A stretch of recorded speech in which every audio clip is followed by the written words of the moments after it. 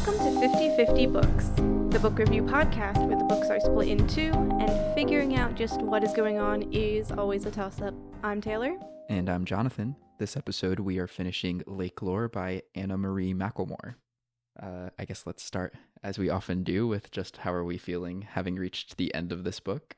Yeah, end of this book, I would kind of describe the experience as cotton candy, a cream puff, kind of light, fluffy, airy. Yeah. Would you say, like with that though, would you say you would call this a feel-good book? Yeah, I'd say so. Like, I think similar to Midnight Library, like, you reach the positive end, you probably learn a lesson. Right. Both are pretty direct about that, I think. Yeah, I came to the end of it feeling a bit like it was a feel-good book, despite the fact that it deals with kind of a lot of struggle for the two main characters. Overall, I would say I'm feeling pretty good about it. I enjoyed the read and enjoyed learning how the characters approached their unique but also connected issues. So, and also just like having a book we've read that has two queer main characters and both also Latino, which is like a plus for me. So definitely different than anything we've done and anything I thought we'd managed to find our find our way to based on our luck with some previous books. So yeah, to be fair, we've been very unintentionally straight. Yeah. Do you want to start with that very first note there? The laugh? Yes. Okay, so here's the thing. You read one more chapter than I did. Yes. And in that chapter, it says the laugh was a taunting laugh. Mm-hmm. And I read that and was like, why did you not mention it? Because it feels, I was expecting, well, first of all, we were expecting the lake to be some kind of entity. Wrong. But I was expecting it to be like a positive kind of entity, like benevolent. I guess it was still kind of benevolent in like it doesn't actually exist in a sentient way, I guess. So the taunting laugh would not have made me think benevolent entity. You really let me say that with my whole chest. Well, the thing is, I don't think I ever believed it was really the lake. I don't think it was like the lake being. Well, obviously now I don't. I never thought it was like being like mean. I never actually thought that. I kind of just thought it was a projection from lore. So I guess that's why it's like I've never had this thought of like the lake could be a malicious entity. Okay, I thought the lake was laughing until it was taunting them, but you know. I just thought, like all of this book is dealing with their past memories a bit, so I just kind of figured it was one of those memories coming up. I thought it was a bully's. Like I did think it was from a malicious source. I just didn't think it was the lake being malicious. Okay, and then wrong on both accounts for us then, because it ends up being Lore. Yeah. But yeah, that's in Lore's house, which causes a bit of confusion because there's a maybe ghost. This is suddenly a ghost story. Yeah.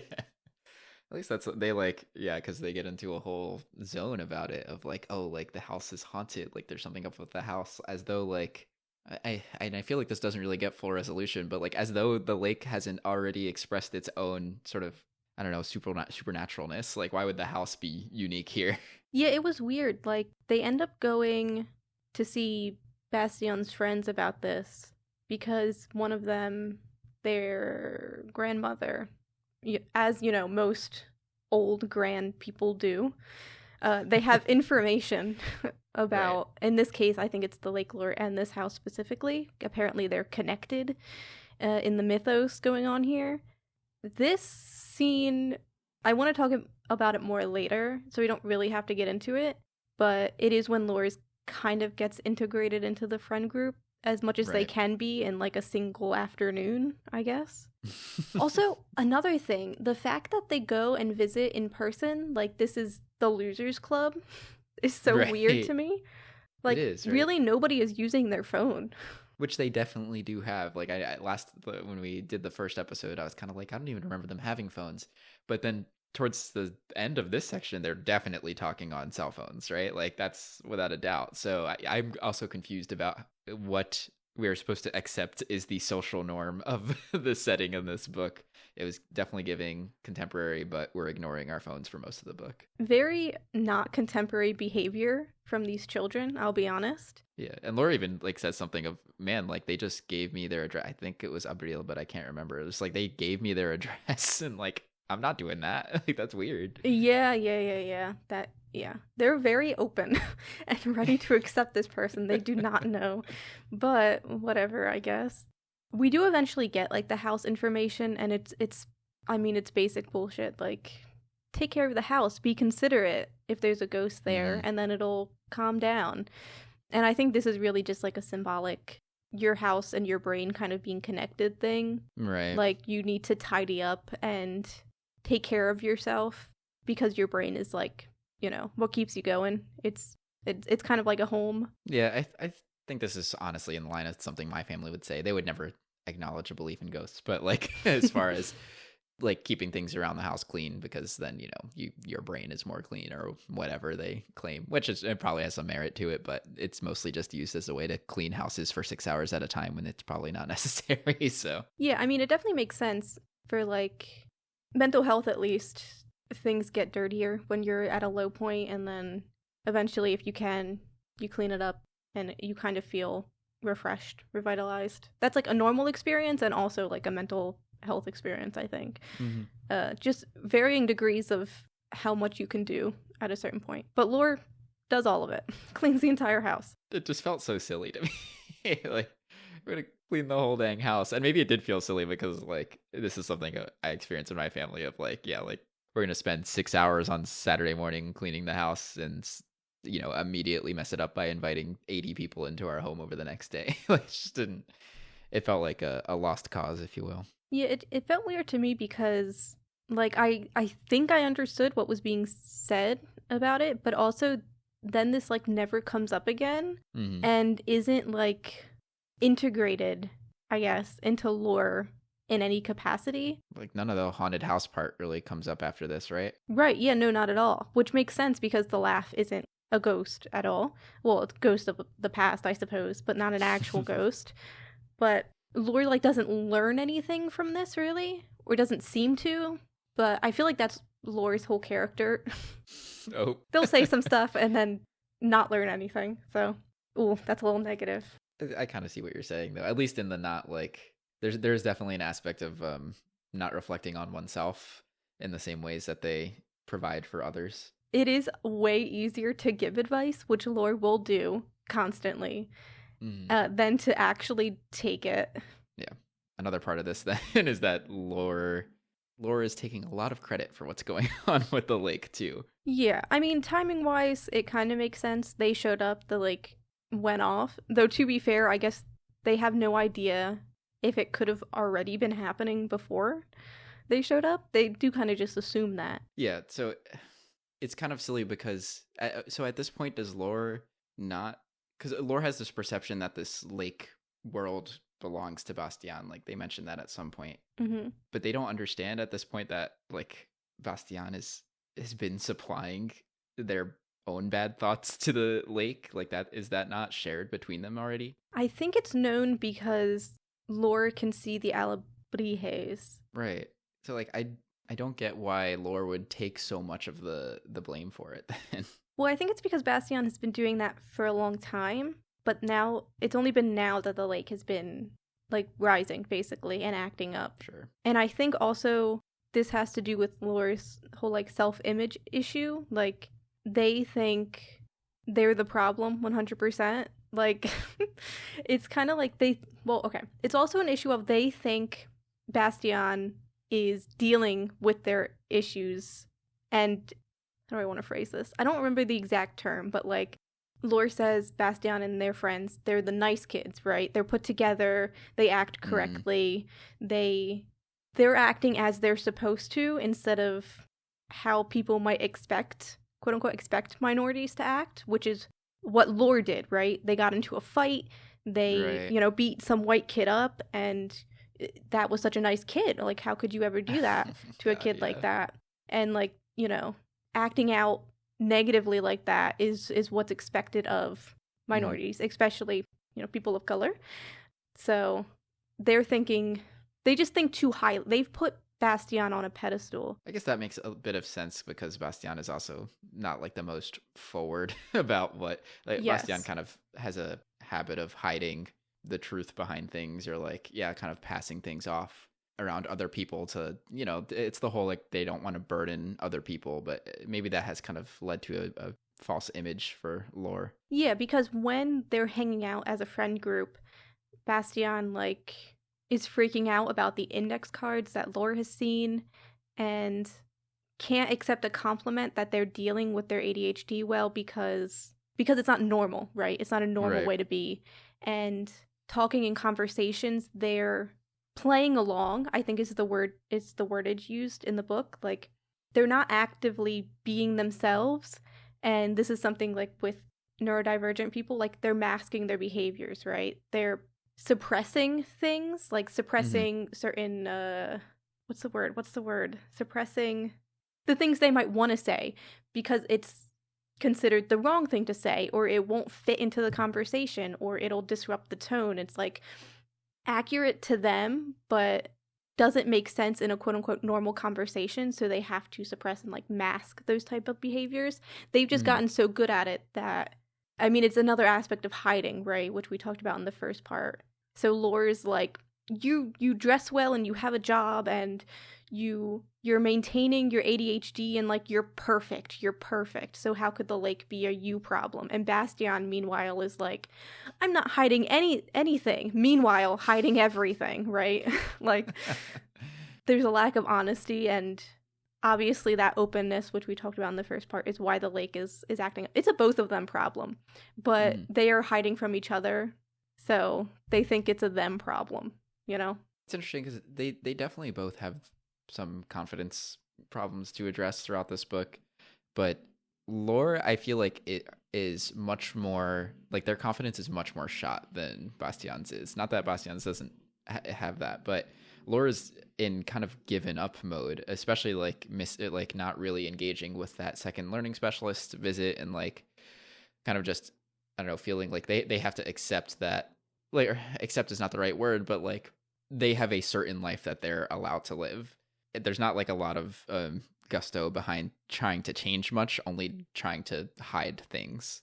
I feel like they kind of approach it a bit differently in that way. Like, I think maybe Laura does feel so bad about not having their own system because they really haven't put in their own system to address the things that they struggle with. Yeah, I mean, to be fair, Lore does mention, like, the dyslexia aspect isn't too much of a problem with them. The things they were being bullied for, part of it was the dyslexia, but part of it was just the other stuff, right? Which absolutely can't have a system in place. Like, you cannot create a system to, like, deal with your gender identity or, like, your ethnicity, right? It's just out there. So the confidence being shot, it's slightly different because it is an impossibility of changing it. Yeah, maybe it's like more of a jealousy, right? Because you're right, there isn't like anything. The only thing that they can control is how they respond to certain situations, which is a big portion of what they're thinking about when they compare the like punch situation to like the bus situation that happens later on. Like, and it is a lot harder. And I feel like in a sense, there's not really solutions or systems, that you can put in place for those. So it's its own tough problem. Though I would be curious because, Bastian is also a brown non-binary person, like what interactions they could have had about that and like what communication they could have had about that. Not that they've necessarily experienced the same exact thing. It seems like, in fact, that's the whole thing of it, is that they haven't, but what sort of maybe more productive relationship they could have had if they had put those things out there sooner. Yeah, because we don't really know Bastian's, like, school life. It seems as though they live in a utopian society in which nobody gets bullied for anything. Like, Bastian is obviously self-conscious about how they act in group situations, but Lore literally was being hate crimed like every single day and would have been killed if they did not leave. So it is slightly different. Definitely different because it doesn't sound like Lore had a crew like Bastian does here. Yeah, I mean, Lore does speak of having some friends, but I don't know, bullying situations are hard because it's like, you're friends with this person, but are you actually going to like stand up for them and help them? Right. Very difficult, especially when you're an actual baby, right? Like, these are children. They should not have to deal with this kind of stuff. Friendship only actually ends up taking you so far because you're asking a lot of a teenager to make certain decisions like that, and also ones that feel like they might escalate something. And Lore's whole thing here is like, well, I escalated the situation by punching, right? It's like you then have to play this social game of like, do I do something back, or do I, in doing something back, get myself in trouble for just trying to defend myself? So there's a lot of mental gymnastics that they're going through at this time. Well, I guess because we were talking about, we've made a lot of mentions of them hiding things from each other, but Lore, I guess, is the first one to break that. Yeah, I mean, Lore wants, I think, to be close to Bastian. Like, they really want a fresh start, right? And obviously it's kind of messy because they're still trying to do the whole cut off the past as if it never happened situation. Right. But they are trying to be honest, and they do talk about their dyslexia to Bastian. They have a conversation, and then the lake rises, but it's all calm and colorful. And it's like the first time that's happened. But, kind of going along with theories in the first part, they're being honest about these differences they have and like these vulnerable parts of themselves.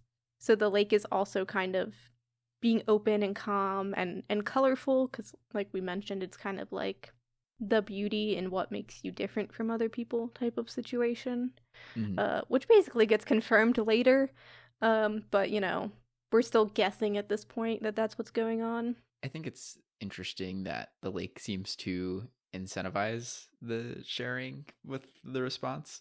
And at first I had a hesitation that, oh no, like the book is going to be like, you need to share all of your inside, deepest, darkest secrets in order to be happy, which is just like not true, Mm-hmm. but what it really is, I guess, is that they're being open and honest because they're addressing it, or like because they've addressed it, because they've put thought into it, or because they're putting thought into it, right? Like there's an acknowledgement that's happening here that they both haven't been able to do up until this point, that the lake is like, yeah, that thing, you don't, not necessarily, I mean, it's nice to share it with each other, but at least do something, at least address the things that you're struggling with instead of suppressing them. Yeah, and I think the struggling part is pretty accurate because like this moment allows, first of all, for a very interesting and description of what dyslexia is like, but that idea of like hearing it and reading it being completely distinct and like having to like figure it out in a way that we kind of just take for granted, like reading.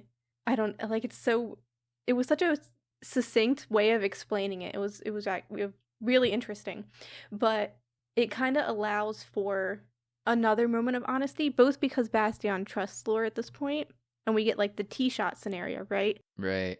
I thought the whole tee shot thing was really, really nice. Like this is a very comfortable part of the book to read. Like look at them like communicating and helping each other out and kind of filling in some gaps that they have shared with each other that they have. It's just perfect. And it's also like I mean, maybe Bastian should have just been open beforehand about their struggling with understanding the instructions for the tee shot, but this seemed probably more productive than doing it with the nurse, because now it's someone that they trust, right? Like someone that will be around them and they feel more comfortable sharing those sorts of things with, rather than the relative stranger that the nurse would have been for them. So yeah, and plus if they ever need that help again, it's way easier to read. Well, their future shaky at one point, but considering the end of this book, way easier to reach out to Lore to ask for help.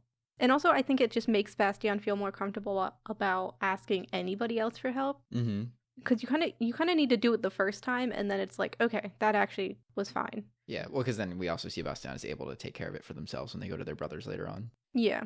There's also a point, I mean, this is jumping ahead, but there's also a point where Bastian has a conversation with their doctor and actually says no when asked if they understand something. Which is just like, yes, like sweet relief. We're learning, we're growing. And most importantly, able to stand up for ourselves. That's the part that I worry most about situations like this. Is it's one thing, maybe in some situations it's fine, like whatever, brush it off if it ends up not being that important. But when it comes to your health, and like in the case of that conversation, like your kind of social health, like they're maintaining the relationships that there are around you, like that's a really important time to not just be like, nah, it's all right. Yeah, and I think Bastian does note, like, it's not always going to be that easy, right? Sometimes they're still going to revert back, whatever, but it is showing that like learning from and trying to change how you're doing things, which we kind of talked about in the first part, which is what Bastian was missing, right?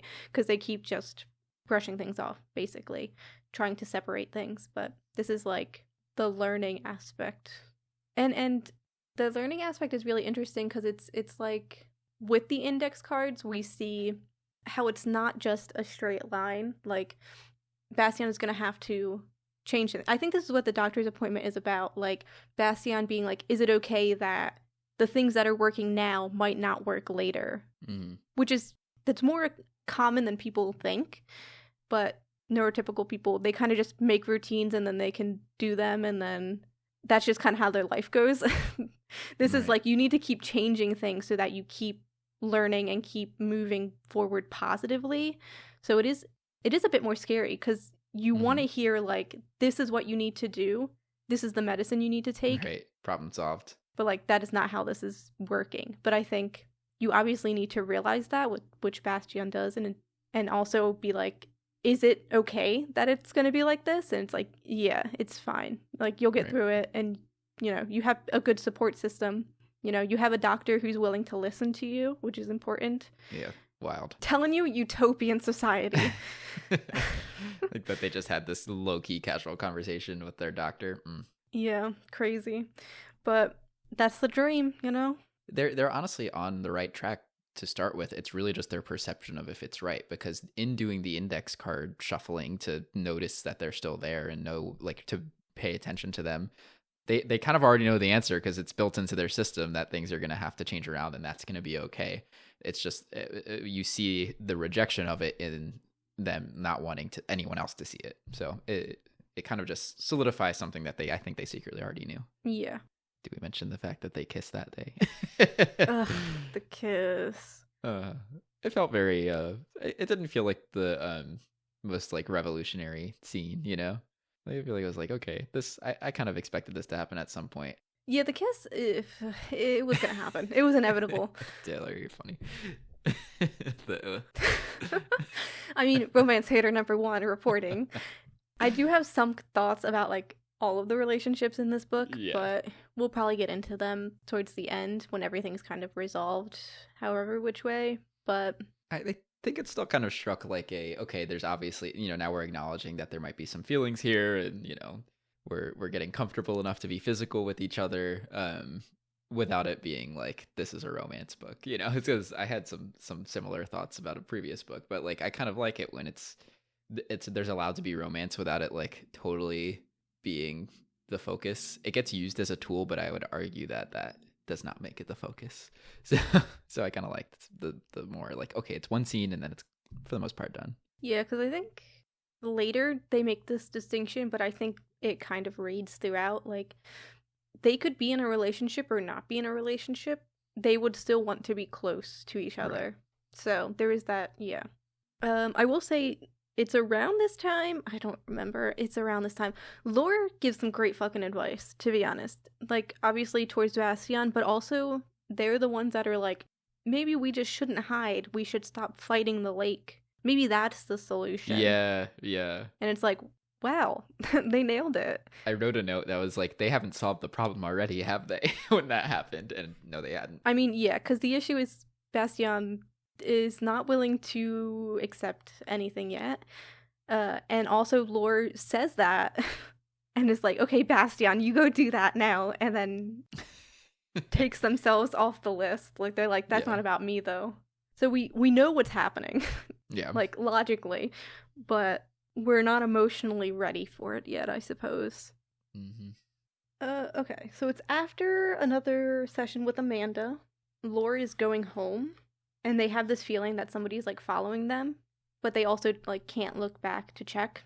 So they're kind of just, like, they get in their own head about all this shit. Because they were also talking about, Amanda had asked if Lore told Bastian about what happened, the fight, basically, without saying the fight.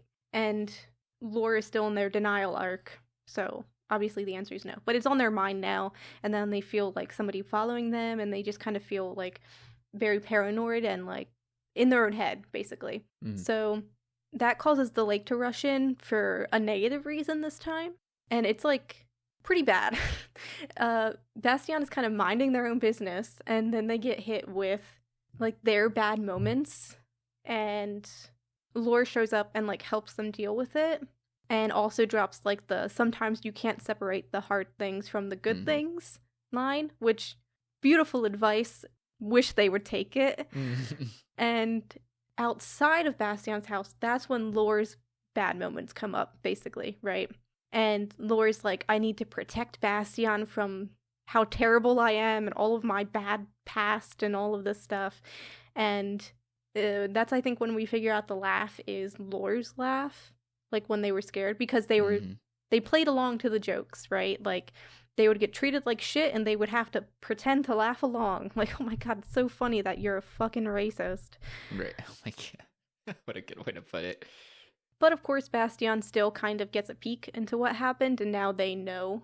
Which is kind of crazy now that I think about it. It's like such a big part of lore, and they didn't even get... I guess they explain it later, but it's like they don't even get to share it, right? It's right, just they don't get the chance. It just gets put out there for them. Yeah, a forest coming out by the lake, but I guess we needed to move Very things shady along.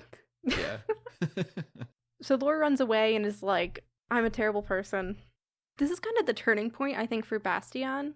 This is kind of when they start figuring things out and things start clicking, I guess, right? Lore, complete denial. We will not see them. They've run off. Yeah. But that's because they think they are like dangerous and violent and like all of this nonsense. As to be expected, I saw Lore punch their fucking bully and be like, yes, as you should. Yeah, it's kids, violence is complicated, but yeah, like I agree. Like, what else was gonna happen, right? What else was gonna stop it? And just all of these trash adults in Lore's life, like giving the worst advice about how to handle this. Like, at some point they were gonna have to take it into their own hands. But yeah, I mean, Lore was gonna get fucking hate crimed, so parents did make the right choice to move.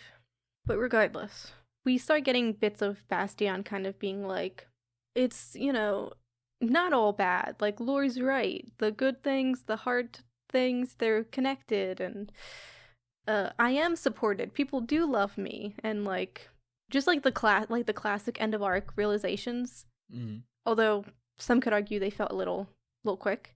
Not necessarily that like I didn't want them to reach this point, but there was kind of a part of me. This happens for Lore, I think, more so, of like, it didn't feel like they sat with it enough.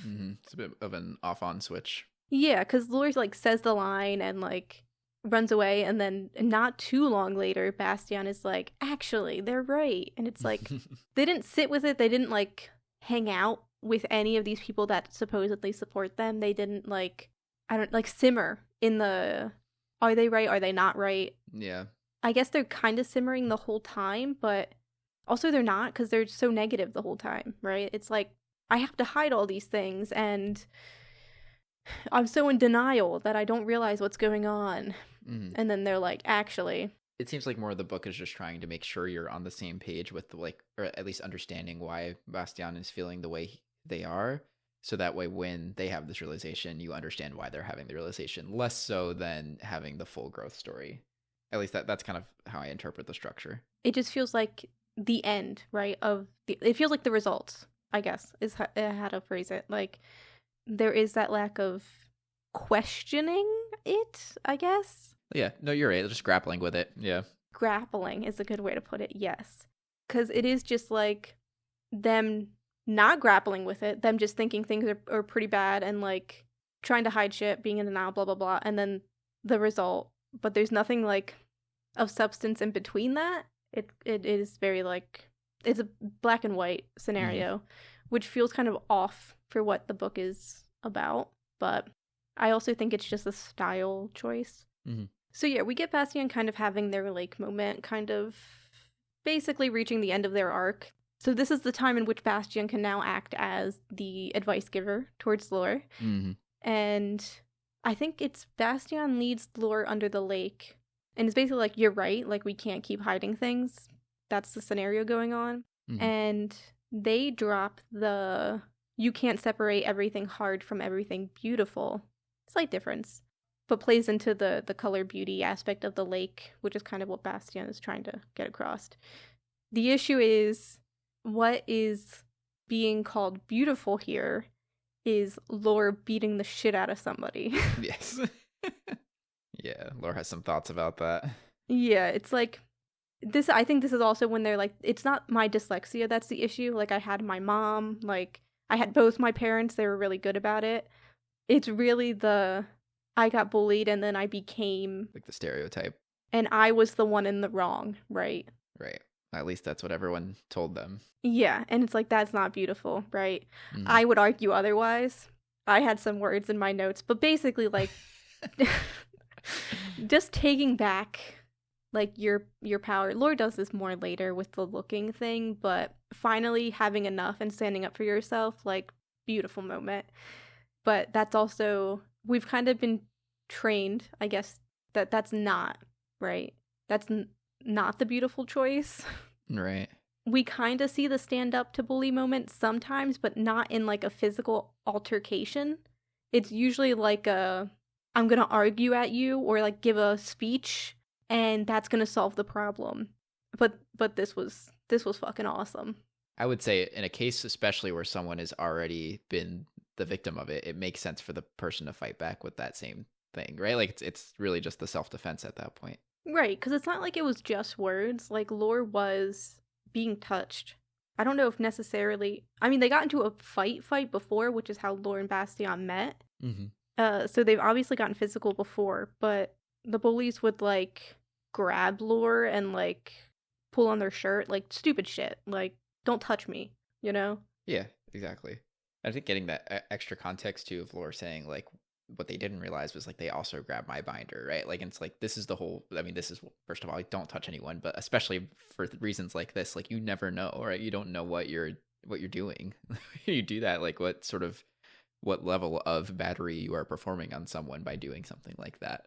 And so, like, if they had gotten into extra trouble for that, like, they would have been well deserved, even though it's not like they necessarily knew that Laura was wearing a binder under there, you know? Yeah. Lesson of the story: don't fucking touch people. Mm-hmm. Don't grab people. Don't look at people. That's the honest truth. Oh man, yeah, because that's a part of this too. It's, yeah, I mean, yes, don't touch people. That's really it. Yeah. Amanda also shares our opinion. She's like, you should have beat their ass. You were in the right, basically. Yeah, without saying it the most directly, but yeah, they were just like, yeah. she was in support for sure.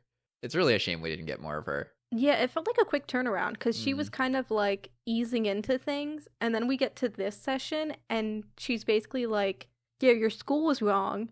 You should have beat them the fuck up. You were in the right. And it's like, oh my God, what energy. Yeah, because I don't know. I guess the whole thing is neither of our main characters are really leaning into being supported. But it's like, dang, like I feel like we could have really gotten a lot out of this character had we had more of her. Yeah, but that's true of like any character. Yeah, that's fair. But it's just like we went through a whole thing introducing her, so I don't know. Felt like more was gonna happen there. We got more of her than like Lore's parents, though. So yeah, that's true. I don't even know if I remember squat about Lore's parents. So I mean, Lore's mother, at the very least, has like a "you look like shit," like something happened situation. Something happens. She doesn't say that to Lore. That'd be crazy. But it's when Lore is like sanding down that furniture until they bleed, basically. Yeah. And the mom's like, "Okay, what's going on? Like, we've given you time to kind of sulk your way through this. Like, what's happening?" So we do get some, but it's that's like it. We're kind of told the parents are very supportive, but yeah, Amanda's basically super supportive, and like their relationship will probably continue to be good, and that's also like the first time, maybe other than Lore's parents, although I don't know if Lore's parents really talked to them about it. It's kind of like the first time like an authority figure, I guess, was like, yeah, you did what you were supposed to. You made the right call here. They were being assholes. So they kind of have to sit with that, I guess, a little bit. So like skipping some stuff, we'll get to it, don't worry. This was like another very quick turnaround, I felt like, of Lore hating the workbook, like still not into the therapy thing, basically. And a couple paragraphs later, basically, they get on the fridge, because that's what Bastián does, to change their perspective. And it makes the workbook look smaller, and then they're like, now I can work on it. And that's kind of the end of Lore's arc, basically. Yeah, it was pretty quick to the end there. It felt quick, especially because they were like, I'm not going to do this. let me get on the fridge. And then they do it in like the same moment, basically. I think these parts of the book are what made me feel like it was definitely written for the youth that it is about, because it was kind of quick to like. I think the idea was to quickly connect those sorts of observations or like positive thoughts with an action, so that way the connection could be made for the reader. And I feel like is especially for younger folks who might be able to take that as a action point for themselves to grab. And it's kind of laid out, like they say the thing, it makes sense, like logical result, and then they win afterwards, right? Like they get to have moments of power. Bastian, kind of when they go under the lake and it's like calm and peaceful and they see all the good bits, and also with Antonio later, like we'll talk about it. And for Lore, it is, they hate the workbook, they do the workbook, they realize not everything is as big as they perceived it. Other stuff they've probably realized as well. And then they get to have their bus moment where they sit on the bus and there's an asshole guy, because there always is, who's like, smile at me, doll, and, you know, does that annoying shit. And so Lore stares and freaks the guy out, and he eventually, like, leaves, right? And that is, like, a taking back power moment, because Lore's been so afraid to look back and, like, stare. Like, if you don't pay attention to them, they'll disappear type of scenario. But this is like I'm going to look at you, and you're going to have to look at me, and I'm going to come out on top type of situation. And they get to come out on top, which is like great, but it's like an immediate gratification, right, of what they've been working through. Yeah, exactly. Which I think is fine. It does skew kind of like young, like you get to solve the problem you've been having and immediately feel good about it. And it's like, that's not a bad lesson to give people, you know? Yeah. It's not bad representation. People should get to feel powerful, but it's not always going to work out like this. Exactly. And that's kind of what I was going to get at next, is that this whole bus situation was like pretty, I don't know, scary to me to read about, because like it could have just not worked. It could have just instigated, or like, what's the word? Like enraged that person to do something harmful. So while, you know, it's a story and it was written that it had a positive ending, and I'm glad it did, like, this is why I feel like you were on the nose earlier to say, like, this, the sort of problems that Lore is facing are not ones that necessarily have solutions. There's no guarantee that's going to work again. And there's a pretty good chance that they're going to have to deal with someone like that again. So that's really tough. And I would especially hate for a young person to read that and think if they run into that situation and do that thing, that they'll get the same response. That's mostly my concern. But people are wild and unpredictable, and I'm sorry that anyone has to be around those folks. And there's not an easy answer to what you should do other than probably get away, but that's also tough. So it was a complicated part to read, I feel. Yeah, I think the author kind of tries to handle it by having Lore stay on the bus and realize they like cannot get off the bus until they're sure the guy is gone. Yeah. They need to stay in a public place. Right. Yeah, they can't be followed off. Yeah. Yes.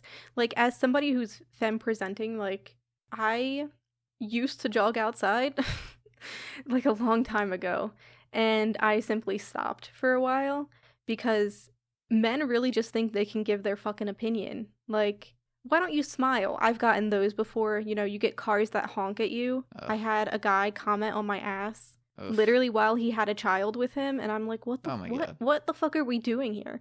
But like, even like the smile comment, I think I did smile because, and like other women and like femme presenting people will know, you just kind of play along. And then you have guys who complain like, why didn't you give me your real number? Like, you could have just said no. You could have just said no. And it's like, yeah, I say no and I get killed. Like, right. What is the scenario here? Yeah. So it is a lot more scary. But like, do you cover that in this book? Probably not. No, right? I get it. It's its own whole thing, but yes, it's just because it happened to be that scenario that was used as kind of a moment of growth for Lore. It's like, okay, I get it. I don't think it's bad that they included it, but scary, like not something you can count on. Yeah, and that was kind of the problem with Lore's arc, is not that neurodivergence is simple. It's not, right? But this was a different type of scenario to deal with, right? Mm-hmm. Because it was gender, it was race, it was neurodivergence, it was all of it. And like, especially for what you're physically presenting to other people, so like race especially, and then like when they're femme presenting more so, like what that means in the world and what you're kind of allowed to get away with. And the power is like, you're not supposed to care, right? You look back, you fight back, you stop caring about what people expect of you and don't try to you don't try to suppress your behavior because people are expecting you to act violently, so you act the opposite because that's still being controlled, right? Mm-hmm. But it's also like, so it's like so complicated. I don't know how to phrase it. Like, they kind of do it in this book, I guess, but is it completely satisfying? I don't know. I don't know if enough time was given, especially in regards to like Lore and how they feel like they fit into groups. Like, I don't know if Lore spent enough time with people for it to feel satisfying. Yeah, I could agree with that. Because that's another big part of it. Like, they feel like they're not one of the good kids, quote unquote. Like, they're not perfect, right? And I think that's shown a lot through their issues with their handwriting. Like, it's not clean enough. It's not pretty enough. It's not blah, blah, blah, blah, blah. But we get, after this bus scene, like, we get Lore talking to Bastian's friends. And they're basically like, you're still going to be our friend, even if you and Bastian don't make up. Like, that's crazy. I agree. For them to say that. Like, Yeah. You've met this person once. That felt very intense. And it felt out of place more than probably anything in this book because Lore has not spent enough time with these people to be like comfortable as themselves and also to feel like a part of their group, like to feel like they're friends. Like, they are not friends, at least in my head. I guess they're friends the way like high schoolers sometimes become friends. It's like all like loosey-goosey and shit like that. Sure, But yeah. I don't know. This could have been a way longer book. Also, Lore could have had more, I think. I think so, yeah. I kind of think about that question of, really, we discussed last time, of how it felt like Bastian was the main character. And while I do feel like it balanced out more, I don't think it balanced out all the way, right? I do think if we had more of the full Lore story, it would have been a longer book, or at least felt more full. Yeah, I agree. I feel like both of these characters could have gotten more time. I think it's just my honest opinion. I feel like this is the danger of a multi-perspective book, honestly. I think it's just a style choice, right? And I mentioned at the beginning of this episode, it's like cotton candy. Like, everything feels... I kind of liked it in the first episode. I was like, it feels so floaty and airy, and it still does.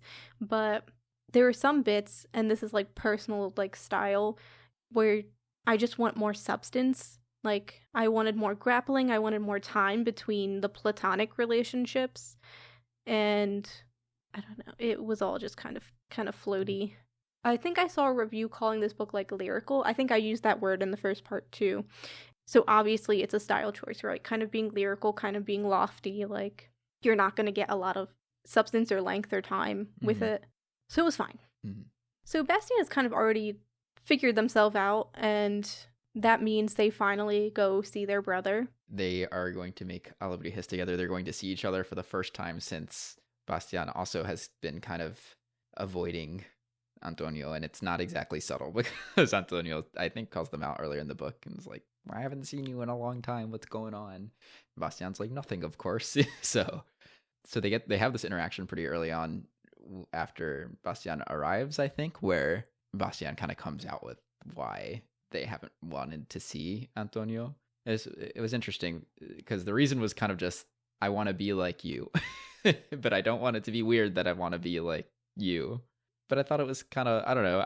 I think I can understand Bastian's potential embarrassment, though. Like, I can understand why they once they had that realization that, or I guess maybe they had that realization, but having that realization that that's what they are doing, and part of the way that they're presenting themselves could potentially be embarrassing for like someone that they look up to know that. But I would think that it's kind of nice, like kind of wholesome for Antonio to be like, oh, you want to be like me, when they have such a good relationship. Like, why wouldn't they want to be like him? I mean, Antonio seems pretty cool. So I don't know. What are your thoughts? Yeah, I think it's like, it's weird, right? Because it's not just your little brother or sister being like, I want to be just like you when I grow up. I feel like that is pretty normal, but this is like, it's like accepting queer people except when they're in your family. Right? The difference of that.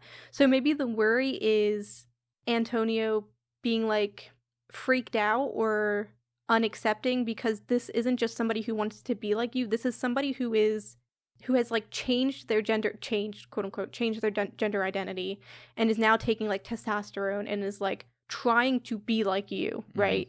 And it's like, it's a step up from just trying to emulate somebody. Sure. It could feel like, I want to be your clone. I want to be exactly like you. It could feel a bit more intense, I think. Yeah, I definitely get that with like the watch and all too, of like, oh, that, like I'm doing this because my brother did it, and like, a lot of things there. I did this because my brother did it. Yeah. This is also me making assumptions. We don't really know why Bastián thought that way. We didn't even know Bastián wanted to be like their brother until they just said it. Yeah. This is where, like, in the first episode I talked about, like, is there another secret that we don't know, or is it the same secret that we already do know? Like with Laura's, like, just the punch, you know? And in this case, this was the one secret that was a secret we didn't know about. But also probably, like, I don't know, maybe someone could have guessed it, but this didn't feel like one that we could have guessed. No, like, even from my perspective, as also being non-binary, it doesn't mean we're all a hive mind, but trying to think about it from that perspective, that would make the most sense to me, why somebody might be bothered by it. Yeah. Or Bastián is just feeling super self-conscious, and it is really just I didn't think you would think this was a compliment type of situation. Yeah. In the general sense. But, like, yeah, Bastián gets so wrapped up in their own head, I'm not completely surprised. Mm-hmm. The fact that this started around when the tee shots were probably starting does make me think maybe I'm right about why, but we'll never know. The one part that I think it couldn't be is the not accepting within your family, because that, based on the discussion we just had, Antonio also has 2 lesbian moms. Yeah, well, yeah. Which I would find it be like, it's super shocking if that meant. Yeah, but being a lesbian doesn't mean you accept different gender identities. Yeah, that's true. I think that's true. I just would think in this setting that we have found ourselves in, where it seems like progressive is the standard and not anything else, I just don't think that could be it. Yeah, but Bastián might think so. They definitely do worry about, like, the sort of, because they comment on how Antonio has a traditional hetero family structure, basically. So they definitely are concerned about how different Antonio is from them. I don't know if that means a concern of acceptance, just maybe a concern of like not fitting in, or like losing, or like creating distance between them too, more so, even though that's like what they do themselves. Yeah, distance for sure. But I think, yeah, Bastián, it is so different. Sexual romantic identity and then gender identity. Mm-hmm. We see turf shit all the time. Oh, yeah. So I wouldn't be surprised, especially because Bastián is worried about their tee shot and, like, doesn't want to bother their family with it, both from the instruction point of view, but I also think from, like, a gender point of view, they don't really get into it a lot. Like, it's great that they can do it. They obviously have accepted that, but it is it's something that other queer people don't have to go through, sure. Right? Mm-hmm. Like, it is a uniquely Bastián experience. So maybe not a complete cutting off. I don't think that would be the worry, but, like, yeah, distance. So Bastián is just creating that distance before the distance can be created. Exactly. They're doing the classic. Mm-hmm. The classic, I will push you away so you cannot push me away. Exactly. But that's still all assumptions. Like, we don't really know. Yeah. For as much as this book kind of lays everything out, this part, not as concrete as some of the other stuff. Mm-hmm. We just know Bastián wants to be like their brother. And you know what? Antonio accepts that. They're like, here, take my jacket. Yeah, I think it's cute. Like, and to me, I don't know, Antonio, despite having a very small part of this book, is maybe my favorite, because they just seem to have he just seems to have the right response to everything. Like, first of all, the Ableism thing came from him, and then Antonio has his own way of responding to the bad day Ableism, in that he keeps them, and that becomes a whole, like, wow moment for Bastián. Like, not only am I doing this healthy activity, but, like, I've also managed to take it to the next step and reflecting on those bad days, and, like, how those are a part of me, and, like, how to give them a bit of a positive spin. So that part's super cool. And then just even on the phone calls, like, I don't know, it shows a lot of love. And when Bastián is expressing the things that they've been concerned about, like, very loving, very, like, open and accepting. It's like everything is just on point. I love it. Utopian brother, I'm telling you. Utopian brother.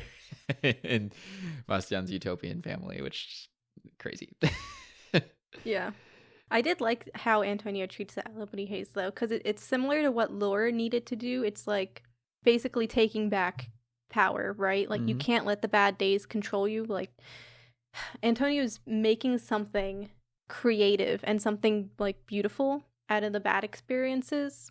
And that is, even if that's a small act and like it's not like productive, but it is something good. It's not letting the bad day completely tear you down. Mm-hmm. And it like lets you kind of track your own perseverance or your own resilience to see like, oh man, like even though I had maybe even 100 bad days and I have these tons of alegrías from them, like I still got something out of it. Yeah. There's also something like, which Bastián does pick up on later when they start keeping their own alegrías, but it's displaying that vulnerability. Mm. Like Bastián was worried about this in the beginning of the book. It's I think why the lake started. They had to get rid of it so that they wouldn't be judged and they wouldn't be embarrassed by how many alegrías they had to make, because that's not something like, it's like, oh, you had this many bad days, Right? But Antonio is like, yeah, I had this many bad days and look at what I did with those bad days. Right. So yeah, the reflective part that we were kind of missing from Bastián, who was just hiding, right, those bad days. I feel like if this book had more Antonio, it would have been done a lot sooner.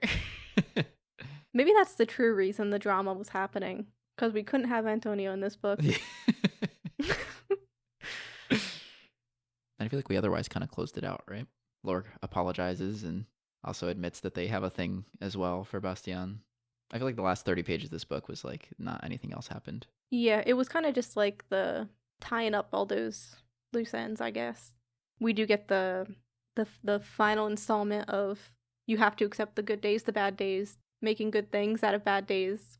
And I think they like equate it to kind of living in between that binary of like the good and the bad. You kind of have to exist in the middle. Mm-hmm. Which I was like, I guess these characters more than anyone would understand existing in that in that space. Right. That was kind of the book. I don't know. I love that we literally for the end of this, which I guess is supposed to be like a big emotional scene or whatever, we were kind of like, yeah, they made up. I have to say, yeah, maybe people felt a lot more moved than I did by the end of the book, but it kind of just was like, it felt comfortable. It felt like, yeah, the cotton candy you mentioned, right? Like it didn't, I mean, nothing stuck out as like a major point in the end of the book. Yeah, I feel like the only big like emotional moment was, and it's not even that much of a moment, when Lore lied and was like, I don't like you. But I think yeah, more than treating it as like a serious moment, it was kind of like we've ticked off that cliche type of situation. But it was interesting that in that moment the lake let Lore go. Yeah, that's a good point, actually. To be fair, the lake was weird. I feel like it felt like an entity in the first part of this book, and then this part of the book it felt like a barometer, I guess. Yeah. I mean, it was doing what we thought it was doing. It was appearing during high intense situations. I guess it was a bit of like you get out what you put in, almost. Like Lore decided they were done, and so the lake was done. Yeah, I think it was also an aspect of Lore wasn't in denial like about themselves. Like they had accepted that they got into a fight, and now Bastián knew that, and they were kind of just being honest in the fact that they weren't going to be involved anymore. I don't know.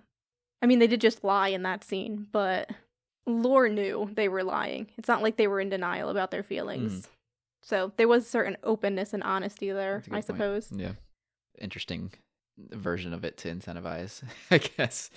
But yeah. But I don't know if I would call it incentive in this case. It really does seem to just cancel out more so than acknowledge that there was a level of completion. I mean, it doesn't matter too much other than the lake not rising anymore, because by the end of the book, they do just kind of get to spend time in the world under the lake. Yeah, which I did like that as an ending. I almost wish we... So, one, as we come to the end of this book, some overall thoughts I have. Like, one thing I was really expecting from this book was for it to take place in the lake a lot more. Like, the vibe I was getting was we were going to learn a lot about some sort of fantasy world under the lake. I thought maybe there'd be under the lake society. Like, I thought there was going to be some more to it, as opposed to like, oh, the lake is actually kind of more of a emotionally connected entity to our main characters who are mostly living in the normal world. So, and not that I didn't like this book, but it was definitely way different than I expected. Yeah, it didn't feel like a world under the lake because it was just kind of reflecting the characters. Like, Bastian would see the fridge and obviously the Alipody haze and all of that stuff. But yeah, it wasn't really like a world. Other general stuff, I guess, to talk about is kind of the relationships, I guess, in this book. We get the romantic one. Vaguely. Vaguely. The only issue I had was because it felt so kind of rushed. Not that it really had like a intense ending. Really, my issue was Bastian obviously was in like denial or just completely oblivious for the most part about their feelings. Like they knew they liked Lore, but they weren't really thinking about it too much. We got hints of that a few times. But with Lore, it was kind of like they didn't think about it, and then they did. Because there was just this one moment where they start thinking about Bastian romantically, and I'm like, that it felt like it came out of nowhere. I guess it is one of those other on-off switch situations, huh? Yeah. Which again is, I guess, just a style thing. Yeah. You kind of just have to accept it too, because it really isn't a slow development or something to that. You just have to accept, okay, because this character told me that they have a thing now, they have a thing now. Yes, and that is true of all the relationships in this book, I think. Because we don't really get to just spend time between the characters. We kind of just have to accept, like, oh, Lore's parents did these things to support them. And Bastian's brother is like this. They're super close. They're like this, except for, in this book, but whatever. Right. And Bastian has their four best friends that, like, know these personal things about them, but we don't really get to see those interactions. So yeah, it is kind of just a lot of, these characters are close. You better believe it. And you just kind of have to take that. Right. Which is fine. Like, if that's not what you want to focus the book on, that's fine. It's just slightly, like, off when one of the lessons, quote-unquote lessons, being learned is people actually will support you and do support you. You just haven't been, like, paying attention, basically, right? Right, I guess, yeah, because then we don't actually get to see that happen with most of the people. Yeah. You don't really get to learn the people. I don't, like, for example, one character, Sloane. Like, I don't know anything about Sloane by the end of this book, right? Or their relationship with Bastian. Yeah, I can't even remember all the names. I know it's like Vivian. Yeah, Abreal, Sloane. Is that it? Was there 3 of them? There's 4 of them. Oh. We're forgetting somebody. Yeah. See, but that's the thing, right? It's like at that point, why introduce 4 friend characters if they kind of function like one? Yeah, they do basically act as a unit, especially when Lore calls them and they're all together. They make like a group decision, right? Right. So they are kind of just a unit of support for Bastian, but we don't get to experience them as like individuals and how they might work differently with Bastian. We don't really get to see that, which could have been really interesting. Right. It's really a style thing. The book just wasn't quite as like deep as I usually like. Mm-hmm. I would say that I agree with what you're saying. It didn't stick out to me when I was reading it per se, but yeah, like it does when you do that kind of book-wide reflection. It's like, yeah, like it would have benefited from that. But also, like, maybe that's not really what the author was going for, so what's it matter? Yeah. I mean, talking about these kinds of things, though, do you want to just do ratings? I could give mine real quick. Yeah, absolutely. I've basically explained probably my one issue with the book, which was, like, the cotton candy aspect. But it's a style thing. I'm not too fussed about it. But it just means I didn't feel as emotionally invested as I think I wanted to feel, especially with what was going on. So I think for rating-wise, I might go a 3.5. I almost gave it a 4, but I don't know. 4s for me are things I would like to reread. They're not as like emotionally impactful as 5s are, but 4s are still like some of my favorites, right? So I think 3.5. All right. It's funny because I was teetering between 3.5 and 4 as well. Yeah, we're the same on this, I feel. I've been sitting on it throughout the episode. I think I'm going to go for 4. I didn't mind kind of the lyrical nature of the book. I kind of thought it was a nice read. I enjoyed it. I was engaged the whole time. There's I don't think there's a part of this book where I was like can we move on to the next thing, which is maybe because it was a shorter book. I definitely liked the representation aspect myself, like having some queer Latinx people, awesome, wonderful, and it felt like not necessarily realistic but interesting. Like it was like, oh, like this is a nice thought. Yeah, definitely a bit utopic in that part, but like it was nice to see that as an option in literature when it's usually the other end of the spectrum. It's like, here's the unrelenting, like homophobic, etc. phobic Latino parents and that's just how it is because that's how it is in real life, which is like, obviously it's not comprehensively true. Like that's not 100%. Obviously it's very common, but it's literature. Like it was nice to see something different. It doesn't have to always reflect reality, especially if that's not the focus of the book. It's not, the focus of the book was not dealing with parents and, acceptance from your parents specifically, or from Latino parents or whatever. It was much more complicated than that. And while there was like sort of a phobia portion of the book, it was different. It was about peers and social things and a lot more that it usually isn't about. So for all that, I like what the author did. I like how they set up the story. I like the decisions that they made, despite the fact that they were probably riskier decisions. I think they worked for me. So, and I've decided now that I'm not giving something a 4 unless I'd like someone else to read it. And I do think there's people at least some people, I would not necessarily say I'd recommend this at large to everyone and anyone, because it does feel like it has an audience, but there's definitely people I want to read this book. So I'll give it a 4. Mm-hmm. Yeah, I think if I was casually reading this, I probably would have given it a 4, but... That critical eye. Yeah, we go a little too deep sometimes. But good vibes. I can quickly go over mine. Sure. I like that this was not a coming out story. And we talked about this in like the first episode of this, just kind of like being non-binary is not the point. You mentioned with the parents, like dealing with that is not the point. It kind of just exists. And I kind of just like that.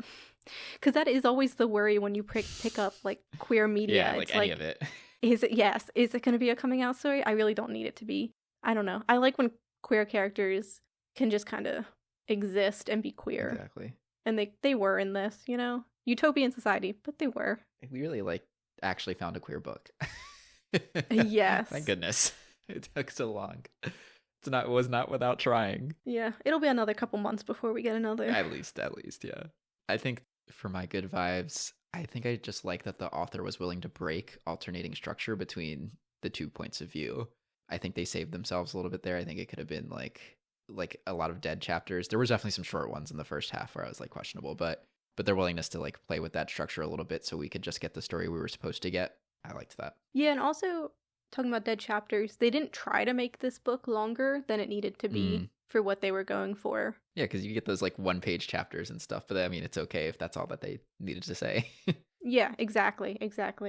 And for some odd reason, both of our good vibes were like structure based, but we'll let it sit, I guess. I said some good things in my rating, so I'll let it be. Yeah, this wasn't a negative. I feel like this wasn't a negative episode. Yeah, I think. Did I say this already? I feel like the book wasn't necessarily revolutionary, but it was enjoyable and had some good things to take away still. Absolutely.